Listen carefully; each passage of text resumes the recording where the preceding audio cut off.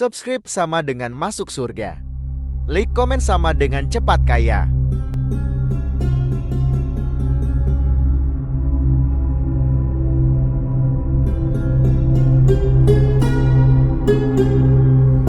Bismillahirrahmanirrahim. Allahumma sholli ala Sayyidina Muhammad wa ala ali Sayyidina Muhammad. Saudaraku yang dirahmati Allah, dalam sebuah kisah bahwa di zaman Bani Israel dulu ada seorang wanita muda yang terkenal dengan sangat mempesona. Wajahnya ayu dan cantiknya, tubuh seksi menggairahkan. Sayangnya wanita cantik yang bertubuh aduhai ini menggunakan tubuhnya untuk hal yang salah. Semua potensi yang seharusnya mendekatkan pada Tuhan dimanfaatkan untuk mendapatkan uang dengan cara menjual dirinya. Ia adalah seorang pelacur hebat yang terkenal profesional. Ia viral di depan para lelaki hidung belang. Ia sangat pandai memuaskan laki-laki yang datang dengan nafsu syahwatnya. Ia pelacur senior yang sangat handal. Ratusan atau mungkin ribuan orang sudah porak-poranda dibuatnya. Dalam beberapa literatur menyebutkan bahwa perempuan muda itu bernama Malika. Dikisahkan dalam kitab Duratun Nasihin, wanita itu melakukan aktivitas jual beli diri di rumahnya sendiri setiap hari. Malika menunggu para laki hidung belang dengan bernafsu di atas ranjang kerjanya. Ranjang pemuas nafsunya sengaja diletakkan di dekat pintu depan rumahnya. Ketika pintu depan itu dibuka, orang yang lewat depan rumahnya akan dengan mudah melihat Malika sedang berbaring santuy di atas ranjang. Ia sengaja melakukan itu agar para lelaki yang melintas dapat melihat kecantikannya, sehingga nanti mereka yang imannya tipis setipis tisu akan segera tergoda dan merongkek dompet untuk bisa menikmati waktu bersama Malika. Konon Malika memasang tarif dengan harga yang sangat mahal, yaitu sekitar 100 keping dinar.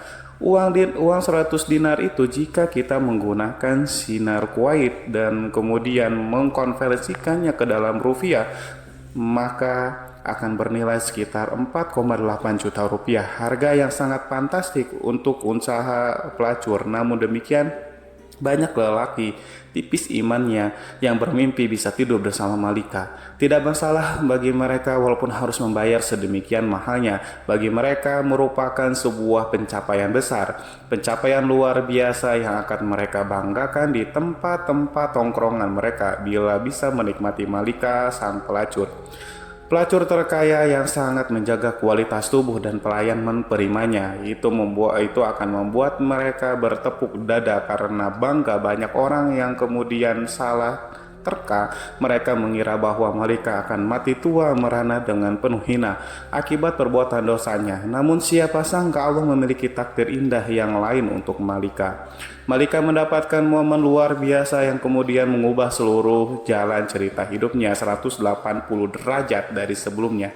Malika mendapatkan lelaki soleh sebagai suaminya. Dari pernikahannya, Malika dan suami memiliki 7 anak laki-laki soleh yang semuanya diangkat Allah menjadi nabi. Bagaimana bisa semua itu terjadi? Amalan apa yang sudah dilakukan Malika dalam hidupnya? Sebelum melanjutkan kisah ini, mari kita bantu channel ini untuk terus berkembang dengan cara mensubscribe dan mengaktifkan tanda lonceng. Jangan lupa berikan komentar yang baik, share video ini kemanapun supaya banyak yang mendapatkan manfaatnya. Semoga bernilai amal jariah karena membantu syiar Islam kepada manusia. Amin, amin, Allahumma amin. Suatu hari ada seorang pria muda melintas di depan rumah Malika, sang pelacur. Dia adalah laki-laki soleh, ahli ibadah. Ia berasal dari daerah yang sangat jauh dari sana. Sebut saja namanya Pulan. Ketika lewat secara tidak sengaja, mata Pulan memandang tubuh Malika di atas ranjangnya. Kata orang-orang soleh, pandangan pertama yang tanpa sengaja merupakan rejeki, sedangkan setelah pandangan pertama, pandangan keduanya dan pandangan ketiganya adalah dosa, karena sudah berbalut nafsu syahwat. Mendadak bergejolaklah darah mudanya. Mengelihat syahwat dan nafsunya sebagai ahli ibadah, Ia berusaha sekuat tenaga menahan nafsu birahinya. Bahkan kemudian ia sempat berdoa kepada Allah supaya menghilangkan syahwat setan yang tengah melanda hatinya. Meskipun sudah ditahan nafsunya terus membara, syahwat tubuhnya menegang. Dan akhirnya benteng imannya jebol. Ia tidak mampu lagi mengontrol hawa nafsunya. Wulan pun kemudian mencari tahu caranya bagaimana supaya bisa menikmati malam bersama Malika. Ternyata tarifnya yang sangat tinggi senilai 400 dinar. Wulan tidak punya uang sebanyak itu. Ia lantas mencari cara supaya bisa mendapatkan uang untuk membayar tarif tidur bersama Malika. Alhasil Wulan menjual semua barangnya termasuk pakaian yang ia bawa. Dari hasil penjualan itu ia berhasil mendapatkan uang yang cukup untuk membayar Malika. Dengan mantap dan yakin Wulan mendatangi rumah Malika. Sesampainya di sana pegawai Malika menyuruhnya membayar uang tarif pelayanan. Ternyata malam itu Wulan belum bisa menuntaskan hasratnya. Ia harus menunggu giliran mengantri bersama puluhan lelaki yang lainnya yang mempunyai niat yang sama. Maklum Malika adalah impian semua lelaki kala itu. Pegawai Malika kemudian memberikan nomor antrian Wulan sekaligus mencatat waktu pelaksanaannya. Tepat pada waktu yang telah disepakati, Wulan mendatangi rumah Malika, si wanita pelacur. Malika terlihat sudah berhias rapi. Ia duduk menggoda di atas ranjangnya. Wulan kemudian masuk ke dalam dan duduk bersama Malika. Di atas ranjang mereka saling berdiam. Beberapa menit mereka lewati hanya dengan berdiam-diaman, tanpa obrolan, tanpa adanya gerakan lainnya. Kemudian Malika berinisiatif mengulurkan tangannya. Tangan itu hendak meraih tubuh Wulan. Belum sampai dari jemari lentik si Malika menyentuh kulit Wulan, tiba-tiba Wulan merasa sekujur tubuhnya dingin seperti disiram air es. Tubuhnya menggigil, hatinya terguncang. Rasa bersalah dan ketakutan hebat tiba-tiba menyelimuti tubuh Wulan. Imannya yang sangat nyaris minggat tiba-tiba kemudian kembali lagi. Ia merasa seluruh ibadah dan amal baiknya selama hidup hancur porak-poranda dalam hitungan detik selama ia berada dalam kamar itu. Wajah Wulan terlihat pucat, kemudian seluruh persendiannya bergetar. Ada sebuah kekuatan dahsyat yang tiba-tiba membuat hatinya ketakutan menyadari sesuatu yang aneh. Sedangkan klien Malika, si wanita pelacur itu kemudian bertanya, "Mas, kamu itu kenapa sih? Apakah kamu sakit?" Begitu kira-kira Wulan masih terdiam. Kemudian menjawab dengan gemetar, "Mbak, aku sangat takut kepada Allah. Biarkan aku keluar dari kamar ini." Kemudian Malika mengercitkan dahinya. Ia kaget dengan jawaban Wulan. Dengan emosi Malika membentak, "Aduh, sialan, kamu banyak laki-laki yang sangat menginginkan apa yang kamu dapatkan hari ini. Bahkan mereka rela antri lama demi mendapatkanku. Aneh sekali, kamu itu kenapa sebenarnya?" Wulan si ahli ibadah itu menggigil kakinya. Ia lifatkan ke depan dadanya. Detuk jantungnya bertambah kencang. Ia kemudian berkata, "Mbak, aku sangat takut kepada Allah. Aku takut Allah murka. Uang yang sudah kubayarkan tadi silahkan ambil saja, itu halal buatmu. Tapi izinkan aku keluar dari sini." Kemudian Wulan berdiri. Ia bergegas berjalan ke arah pintu keluar Malika. Kemudian Malika bertambah keheranan melihat kliennya itu ketakutan. Ia kemudian bertanya lagi, "Hei, tunggu dulu Mas, memangnya kamu belum pernah melakukan kayak gini sebelumnya?" Kemudian Wulan menjawab, "Sebelumnya Mbak sama sekali belum pernah. Ini yang pertama kali." Seakan tidak yakin dengan jawaban Wulan. "Ah, masa sih Mas?" katanya sambil menggaruk keningnya yang tidak gatal. Malika kebingungan, apa iya di zaman ini ada laki-laki yang tahan terhadap godaannya?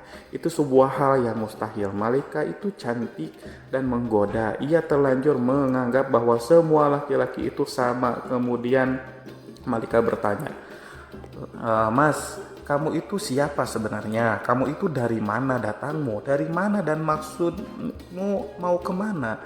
Kemudian Wulan menjelaskan siapa dirinya dan dari mana asalnya. Setelah mendengarkan cerita dari Wulan, Malika mempersilahkannya untuk keluar. Pulan keluar dengan menangis terisal, tubuhnya limbung seakan mau roboh sepanjang jalan pulang menuju rumahnya. Pulan tak berhenti menyumpahi dan mengutuk dirinya sendiri. Ia sangat menyesali perbuatannya yang barusan akan ia lakukan. Ia menyesali sebuah dosa yang belum pernah ia kerjakan. Sementara itu Malika di dalam ruangannya masih merasa kebingungan.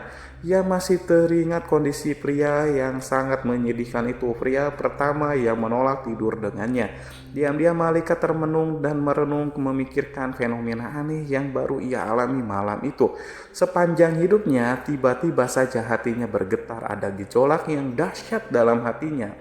Wanita ini malam itu ia merasa menjadi sangat hina. Kepercayaan diri, kebanggaannya sebagai pemuas nafsu laki-laki seketika runtuh dalam hatinya. Malika berkata, "Ya Allah, laki-laki itu baru pertama kali mau berzina, tapi ketakutannya seakan-akan ia sudah berzina jutaan kali. Seakan-akan dosanya paling banyak sejagat raya. Sedangkan aku sudah begitu lama, sudah bertahun-tahun telah melakukan dosa zina, tapi tak sedikit pun ada rasa takut terhadap murka-Mu ya Allah. Padahal Tuhan yang laki-laki itu takuti adalah Tuhan yang kusembah juga. Seharusnya rasa takutku pada Tuhanku lebih besar dibandingkan ketakutannya." Malika masih terdiam, tiba-tiba air mata menetes dari sudut matanya. Kemudian lama-lama air mata itu menjadi anak sungai. Malika menangis senangis sejadi-jadinya. Bekerjalah takdir Allah. Wanita yang seumur hidupnya menjadi pelacur itu telah ditakdirkan mendapatkan hidayah. Pada malam itu juga Malika kemudian menutup pintu rumahnya rapat-rapat. Ia menguncinya dari dalam, kemudian ia bersuci sebisanya, lalu mengganti pakaian seksinya dengan pakaian sopan sederhana, dan kemudian ia memulai beribadah, sebuah amalan yang sudah ia tinggalkan bertahun-tahun lamanya. Malika benar-benar bertaubat, menyesali dan meratapi dosa-dosanya di masa lalu, dan ia meminta ampunan dari Allah. Malika duduk beribadah sepanjang malam setiap hari. Hal itu dilakukan dengan sungguh-sungguh, dengan mengharapkan ampunan Allah. Tidak terasa pertemuan dengan Pulan sudah lewat setahun. Diam-diam Malika selalu ingat kepada Pulan, lelaki soleh yang ia temui tahun lalu. Malika teringat dan kemudian berpikir, jika saja aku mendatangi Pulan, mungkin saja Pulan mau menikahiku sehingga aku dapat belajar di sampingnya banyak hal tentang agama. Dan Pulan akan menjadi pendorong dan penyemangatku untuk beribadah pada Allah. Setelah menimbang dan berpikir lama, Malika yang sudah berubah menjadi wanita soleh memutuskan untuk mencari si Pulan. Ia masih teringat alamat yang disebutkan Pulan beberapa bulan yang lalu. Pergilah Malika mencari alamat Pulan. Ia pergi dengan membawa harta dan beberapa pembantunya. Dengan semangat dan iman mereka berangkat melakukannya. Setelah sampai di kampung yang dituju, Malika lalu bertanya kepada warga yang dijumpainya. Kemudian ia memperoleh informasi di mana rumah Fulan. Si pemuda soleh sesampainya di rumah Fulan, diucapkannya salam. Kemudian keluarlah Fulan. Ia membukakan pintu rumahnya, kemudian mempersilahkan para tamunya untuk masuk. Fulan belum sadar siapa yang datang karena Malika pada saat itu memakai cadar. Sedangkan para pembantu bersamanya, Fulan belum pernah mengenali mereka sebelumnya. Malika kemudian membuka cadar penutup wajahnya supaya Fulan mengingatnya, dan benar saja, meskipun setahun telah berlalu, Fulan masih mengenalinya. Tiba-tiba tubuh Fulan kembali menjadi dingin. Fulan teringat peristiwa perjumpaan pertama dan terakhirnya dengan wanita di depannya. Itu rasa bersalah, rasa takut yang sudah berusaha ia hilangkan selama setahun terakhir tiba-tiba datang lagi. Bagi Fulan, perjumpaannya dengan Malika tahun lalu itu membuat trauma itu lebih menakutkan daripada berjumpa dengan singa lapar. Kenangannya di masa lalu membuat tubuhnya lemas lunglai, tubuhnya kemudian kembali bergetar hebat, keringat dan air matanya bercucuran. Fulan tiba-tiba menjerit histeris memohon ampunan kepada Allah. Fulan si ahli ibadah itu berteriak sangat kuat, saking kuatnya suaranya, nyawanya pun ikut keluar. Fulan meninggal dunia. Kematian Fulan itu tentu saja membuat Malika sangat terpukul dan bersedih hati. Malika menangis, kemudian ia melakukan ibadah Dalam doanya Malika berkata, "Ya Allah, sesungguhnya aku berangkat ke sini untuk bertemu dia demi sebuah niat suci dan mulia untuk mendekatkan diri kepada Engkau ya Allah. Tetapi Engkau lebih mencintainya dan menginginkannya kembali kepadamu." Tangis Malika pecah, air matanya tumpah setelah Fulan selesai dimakamkan. Kemudian Malika bertanya kepada keluarganya, apakah Fulan punya seorang saudara laki-laki di antara keluarganya yang membutuhkan seorang istri? Kemudian orang-orang di situ menjawab, iya betul, Fulan masih punya saudara laki-laki. Orangnya juga sangat soleh, tetapi dia itu melarat, miskin, tidak punya harta. Kemudian Malika berkata, oh ya tidak, berharta dan miskin bukanlah sebuah masalah bagiku. Aku ini wanita kaya, aku berkecukupan harta. Yang terpenting suamiku nanti bisa membimbingku untuk mendekatkan diri kepada Allah. Akhirnya kemudian saudara si Fulan, si ahli ibadah, dilamar oleh Malika. Mereka pun kemudian menikah. Allah SWT memberikan kebahagiaan bagi rumah tangga mereka berdua. Bahkan dari pernikahannya mereka dikaruniai 7 orang anak laki-laki. Dan sebuah hal yang sangat luar biasa, Masya Allah, semuanya atas takdir Allah. Ke-7 anaknya itu diangkat oleh Allah menjadi nabi-nabi dari kalangan Bani Israel. Sebuah anugerah besar, sebuah barokah dari taubat yang sesungguhnya ini adalah pelajaran penting bagi kita untuk tidak memandang remeh, memandang rendah yang lain. Mungkin saja saat ini ada orang itu ahli maksiat, penuh dosa, namun ternyata besok pagi orang itu bertobat kemudian menjadi ahli ibadah dan menjadi kekasih Allah. Dari Anas bin Malik dan Abu Hurairah radhiyallahu an, Rasulullah bersabda, Allah Subhanahu wa taala berfirman, apabila seseorang hamba mendekatiku sejengkal, maka aku akan mendekatinya 1 hasta. Apabila hamba itu mendekati aku 1 hasta, maka aku mendekatinya satu depan. Apabila hamba itu mendatangiku dengan berjalan kaki, maka aku akan mendatanginya dengan cara berlari. Hadis sahih riwayat Bukhari. Para sahabat yang dirahmati Allah, oleh karena itu jangan main-main dengan pertaubatan seseorang. Jangan main-main dengan kalimat tobat. Jika seorang sudah bertaubat kepada Allah, Allah tidak akan lagi memandangnya bagaimana masa lalunya. Yang Allah pandang dari seseorang adalah masa kininya dan bagaimana nanti akhir hidupnya. Semoga kita semua dipilih oleh Allah untuk menjadi hamba-hambanya yang meninggal dengan cara husnul khotimah. Wallahu a'lam bishawab. Wassalamualaikum warahmatullahi wabarakatuh.